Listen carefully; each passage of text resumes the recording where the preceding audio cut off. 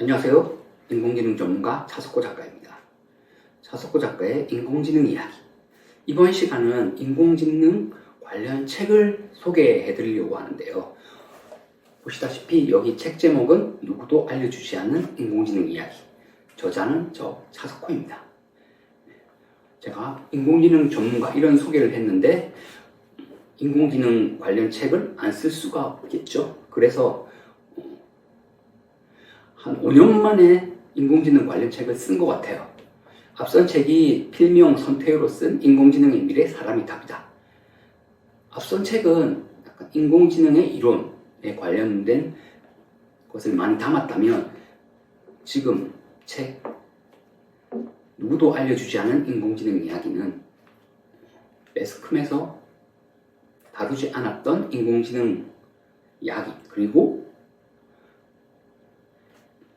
어떤 인공지능과 인간의 공존 방법에 대해서 담았는데요.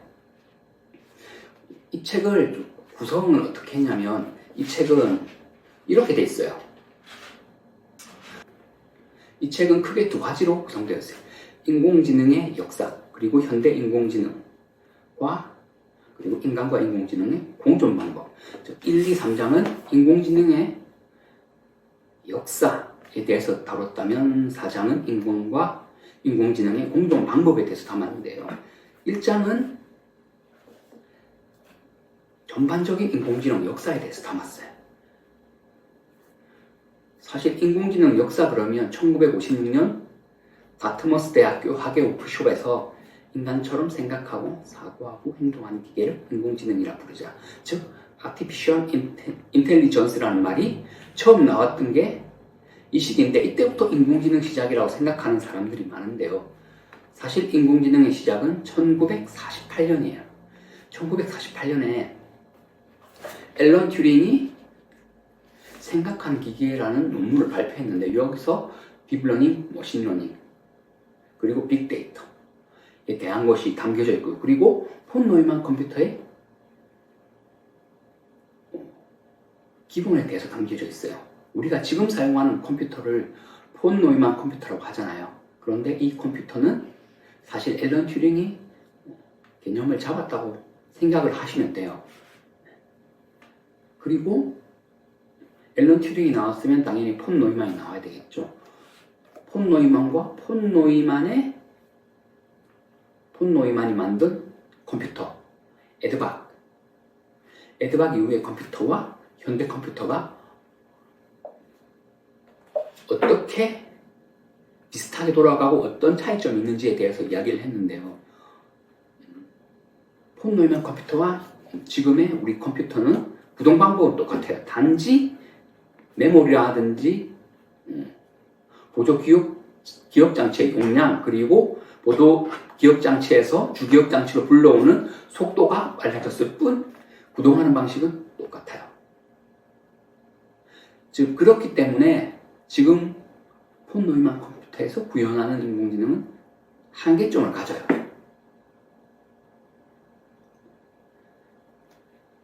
그 한계점이 뭐냐? 폰 노이만 컴퓨터의 한계점이 곧 인간의 강점이에요. 즉, 제가 이 책에서 말하고자 하는 것은 인공지능 시대, 4차 산업혁명 시대에 인간과 인공지능이 공존하기 위해서는 인간의 강점을 특화해야 된다. 인간의 강점이 뭐죠? 창의, 창조, 이 분야잖아요.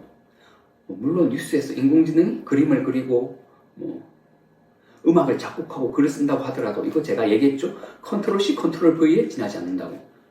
단순히 컨트롤 C, 컨트롤 V만 하면 뭐죠? 표절이잖아요. 인간은 그렇게 하지 않는다. 창의적인 능력을 가지고 있던데 지금의 인공지능은 못한다.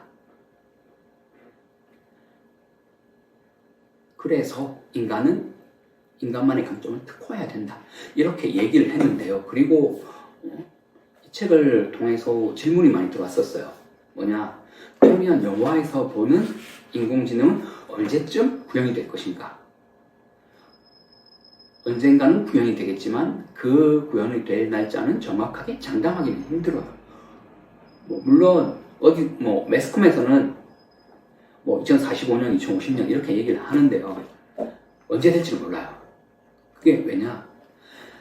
구현을 하는 도전에 오류가 발생할 수밖에 없어요. 그러면 뭐죠?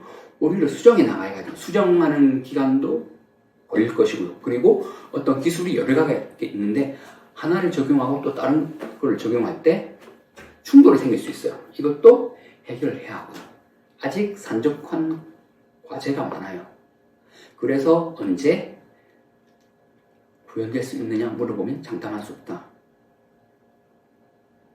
이거는 사실은 어떻게 보면 당연한 게 우리가 수학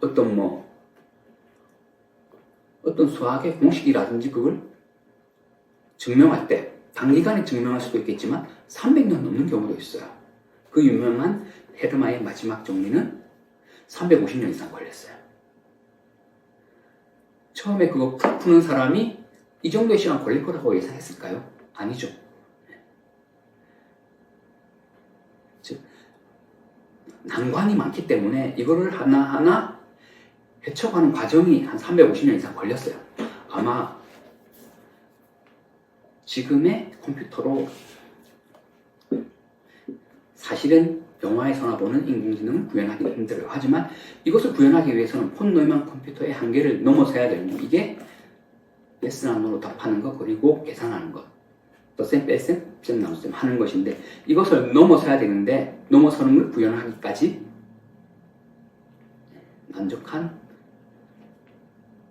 산적한 과제가 많아요. 이걸 해결해야 돼요.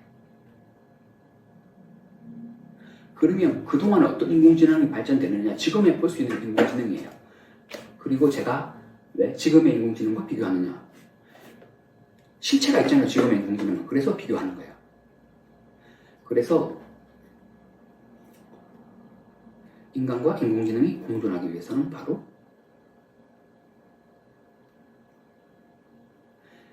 인간의 강점인 창의 창조력을 특화시켜야 된다라고 주장을 하고 있어요. 사실 이 책을 제가 쓰게 된 계기는 제가 이 책을 한 5년 만에 썼어요. 인공지능 관련 책을.